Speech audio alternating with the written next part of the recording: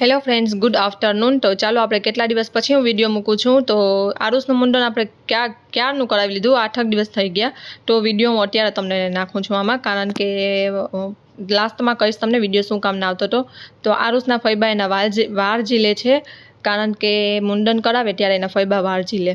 તો આરુષને બહુ રડવું આવતું હતું। બધાય છોકરાનું મુંડન થાય ત્યારે બહુ રડતા હોય, જીયાનસી પણ બહુ રડતી હતી। તો મુંડન થાય છે એટલે ખબર નહીં છોકરાને શું થતું હોય, પણ રડતા જ હોય। તો એના ફૈબા જો પછી એને માથા પર સ્વસ્તિક બનાવી દે છે, ત્યારે આરુષનું રડવાનું ચાલુ જ છે એવું। અને આપણે વિડીયો તો શૂટ કરી લીધો હતો, પણ તમને બતાવવામાં આટલું લેટ થઈ ગયું। તો એને સ્વસ્તિક બની ગયું છે માથે। અને ચાલો હવે પૂજાબેન એના ફૈબાને કવર આપી દેશે, કારણ કે એના વાળ ઝીલે એટલે એને કવર આપવું પડે। તો એના કવર આપી દીધું। અને હવે આપણે જીયાનસીની ન્યૂ સાયકલ લીધી છે, તો એ તમને બતાવતા હું વ્લોગમાં ભૂલી ગઈ છું, કારણ કે વ્લોગ હમણાં બનતો નથી।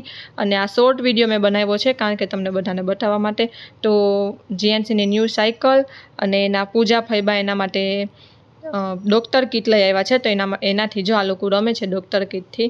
તો અત્યારે એ બધાનું રમવાનું ચાલુ છે। અને મારો વિડીયો શું કામ ના આવતો હતો, કારણ કે મારા ફૈજી વિકીના ફૈબા એ સ્વર્ગવાસ થઈ ગયા છે, અને એ અમારી સાથે જ અહીંયા ઘરમાં હતા, એટલે માટે 10-12 દિવસથી અમારો વિડીયો બંધ છે।